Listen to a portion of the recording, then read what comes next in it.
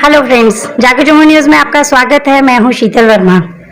तो दोस्तों, सबसे पहले मैं आपको बताना चाहूँगी, जैसे भगवान के ऊपर दर्जा दिया गया है माँ को, और दूसरी तरफ भगवान की जगह पे भगवान को मानते हुए दर्जा दिया गया है डॉक्टर्स को। जी हाँ दोस्तों, कोविड पॉजिटिव जिस टाइम चल रहा था, इतने सारे कोरोना के केसेस थे, उस वक्त कोरोना केसेस से बचाने के लिए हमें जो भगवान रूप में मिले वो मिले डॉक्टर्स। तो इस वक्त मैं त्रिकुटा नगर केडीज हॉस्पिटल में आई हूं, और इस वक्त मेरे साथ यहाँ केडीज हॉस्पिटल के सीईओ डॉक्टर सुमित शर्मा जी हैं। तो सर, स्वागत है सबसे पहले आपका हमारे इस चैनल में। थैंक यू शीतल जी, आपको बहुत शुक्रिया कि आप हमारे हॉस्पिटल में आए। Thank you sir. सर, सबसे पहले मैं आपको थैंक यू बोलना चाहूँगी, क्योंकि कोविड केसेस को ख़त्म करने के लिए कहीं ना कहीं आपका बहुत बड़ा योगदान था, और इस देश को इस बीमारी से बचाने के लिए इन डॉक्टर्स का ही बहुत बड़ा योगदान था। तो सबसे पहले आप सभी डॉक्टर्स को थैंक यू। देखिए, जितना योगदान डॉक्टर्स का था, मेरे को लगता है उससे योगदान जनता का था, जिसने हर स्टेप्स पे गवर्नमेंट की जो एडवाइजरीज आई थी उसको माना। जब गवर्नमेंट ने जो एडवाइजरीज दी या डॉक्टर्स ने जो एडवाइस लोगों को दी, उन लोगों ने उसके ऊपर पूरा फॉलो किया। इनफैक्ट आज भी लोग उस चीज को फॉलो कर रहे हैं, जो भी एडवाइजरीज आ रही हैं उसको फॉलो कर रहे हैं। किसी ने उस एडवाइजरी का को नहीं, ऐसा नहीं था कि नहीं मान रहे थे। तो मेरे को लगता है कि जितना योगदान गवर्नमेंट का था या डॉक्टर्स की साइड से था, उतना ही योगदान सबसे ज्यादा पब्लिक का था। इसको बहुत अच्छा बोला आपने। तो दर्शकों देखो, कभी भी डॉक्टर्स ने ये नहीं बोला कि हमने किया या हमारी वजह से आप ठीक हुए। उस वक्त उन्होंने अपने बारे में ना सोचते हुए, अपनी फैमिली के बारे में ना सोचते हुए, हमारे पेरेंट्स, हमारी फैमिलीज का सोचते हुए, अपनी हर एक चीज भुला के कोविड पॉजिटिव केसेस को खत्म किया, जड़ से खत्म किया। और जिस तरीके से आज भी मैं बात करूंगी एक टॉपिक पे, वो थोड़ा सा आगे चल के होगा टॉपिक। तो सबसे पहले मैं बात करना चाहूंगी, ये केडी हॉस्पिटल जो है, इसकी ब्रांच त्रिकुटा नगर कब खुली और इसकी ब्रांचेस और कहाँ कहाँ है सर? मैम, सबसे पहले जो ये हॉस्पिटल हमारा डॉक्टर केडीज आई के ऊपर इनका हॉस्पिटल था। पिछले 12 साल से सैनिक कॉलोनी में इनका हॉस्पिटल था, आई का। तो डॉक्टर केडीज का एक विजन था कि जैसे आपने बात की कि कोविड के टाइम पे उनको लगा कि कहीं ना कहीं हमें हेल्थ फैसिलिटीज की कमी है, तो उसका ध्यान रखते हुए उन्होंने सोचा कि एक मैं ऐसा हॉस्पिटल बनाऊं जिस छत के नीचे हर तरह का इलाज हो। तो उन्होंने अपना केडी हॉस्पिटल को, आई हॉस्पिटल को कन्वर्ट करके केडीज मल्टी स्पेशलिटी हॉस्पिटल खोला, जिसकी इनॉग्रेशन 11 अप्रैल 2022, आज से 6-7 महीने पहले ऑनरेबल गवर्नर साहब ने की थी यहाँ पे हमारे। तो 11 अप्रैल को इसकी इनॉग्रेशन हुई है, तब से हम लोग यहाँ पे काम कर रहे हैं। तो सर, कहाँ कहाँ से डॉक्टर्स आते हैं और कौन कौन सी इधर ओपीडीज है? मैम, हमारा ये मल्टी स्पेशलिटी हॉस्पिटल है। इस हॉस्पिटल में हर तरह के डॉक्टर्स हमारे यहाँ काम कर रहे हैं। Orthopaedician, neurosurgeon, neurophysician, gynaecologist, sugar के डॉक्टर। जैसे आप देख सकते हैं कि आज हमारे यहाँ शुगर का भी ओपीडी चल रही है, डायबिटीज की ओपीडी चल रही है। हमारे यहाँ पे 24/7 इमरजेंसी सर्विसेज अवेलेबल हैं। यानी कि इसका मतलब हुआ कि किसी भी टाइम पर पेशेंट को दिक्कत होती है तो हमारा हॉस्पिटल जो है वो 24 hour service, emergency services provide कर रहा है। एक अलग से डिपार्टमेंट हमने खोला है, इमरजेंसी डिपार्टमेंट, जहाँ पे इमरजेंसी के स्पेशलिस्ट डॉक्टर्स हैं जिन्होंने मास्टर्स इन इमरजेंसी मेडिसिन की है। उसके बाद हमारे पास 24/7 सीटी स्कैन की फैसिलिटी अवेलेबल है। अल्ट्रासाउंड, हमारे जो रेडियोलॉजिस्ट है वो 24/7 अवेलेबल है हमारे पास। उसको आगे और देखा जाए तो आईसीयू बैकअप, जो कि एक हॉस्पिटल का बैकबोन माना जाता है। हमारे पास 20 बेड हॉस्पिटल में जो है आईसीयू बेड्स हैं, उनको मॉनिटर करने के लिए हमारे पास round the clock intensivist on duties हैं, मेडिकल ऑफिसर ऑन ड्यूटीज हैं, और उनके ऊपर बैकअप के लिए हमारे कंसल्टेंट यहाँ 24/7 अवेलेबल रहते हैं। 24/7 का मतलब है कि 9 to 5 वो हमारी ओपीडीज कर रहे हैं, 5 बजे के बाद वो कंसल्टेंट्स हमारे अपने रोल में हैं, ऑन कॉल रहेंगे। हार्ट अटैक के पेशेंट्स आते हैं जिससे, उनके लिए हमारे पास कैथ लैब है, वो भी हमारे फंक्शनल 24/7 है। कार्डियोलॉजिस्ट हमारे अपने पास 24/7 अवेलेबल है। तो अगर मोटी बात की जाए कि एक मल्टी स्पेशलिटी हॉस्पिटल है जहां पर हर तरह की फैसिलिटी एक ही छत के नीचे पाई जाती है। सर, अगर बात करें इमरजेंसी केसेस की, अगर कोई इमरजेंसी केस आ जाते हैं तो क्या उस वक्त इधर नाइट में या मॉर्निंग में उतना स्टाफ होता है? बिल्कुल मैम, हमारे इमरजेंसी, अगर आपको थोड़ा टाइम लगे तो आप एक रोड इमरजेंसी का लेके जाइएगा, वहाँ कैमरा घुमाइएगा। हमारे वहाँ पे 6 बेड की इमरजेंसी बिल्कुल तैयार रहती है। उसी हिसाब से वहाँ डॉक्टर्स हैं। मेरी वाइफ डॉक्टर पूजा पादा, उन्होंने इमरजेंसी मेडिसिन में मास्टर्स की हुई है, वो उसकी कंसल्टेंट वहाँ पे, हेड है वहाँ पे। और हमारे वहाँ पे डॉक्टर्स एंड ट्रेन डॉक्टर्स हैं जो कि इस इमरजेंसी को देख रहे हैं, और उसके साथ उतना ही trained staff round the clock duties पे रहता है। शिफ्ट ड्यूटीज लगती हैं, हर शिफ्ट में एक कंसल्टेंट, एक मेडिकल ऑफिसर और एक जो 3-4 स्टाफ जो हमारे राउंड द क्लॉक वहां रहते हैं और उनको कवर करना है। सपोज के लिए रात को कोई पेशेंट आता है, ट्रॉमा का पेशेंट आता है, एक्सीडेंट का आता है, सबसे पहले इमरजेंसी टीम उसको रिससिटेट करती है।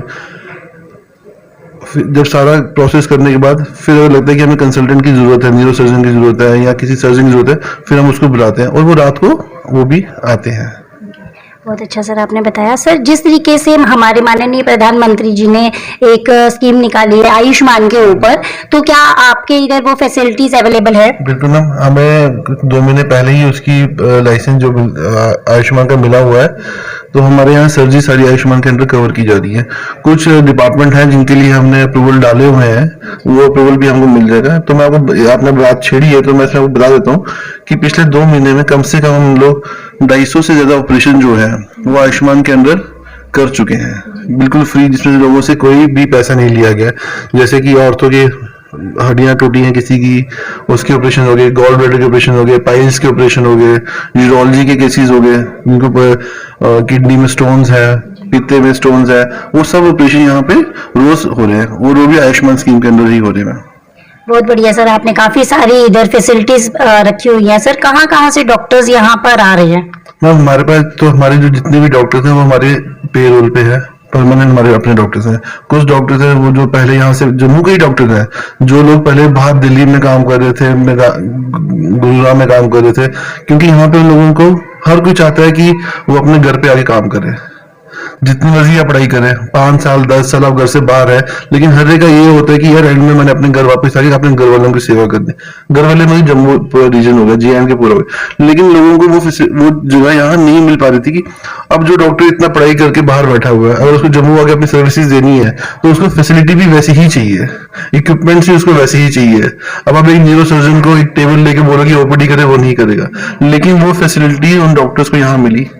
और वो सब डॉक्टर जो है, कई मैक्सिमम डॉक्टर मेरे जो है पहले बाहर काम कर रहे थे, अब वो यहाँ आके काम कर रहे हैं, उनको वो सारी फैसिलिटीज मिल रही है जो डॉक्टर को चाहिए होती है।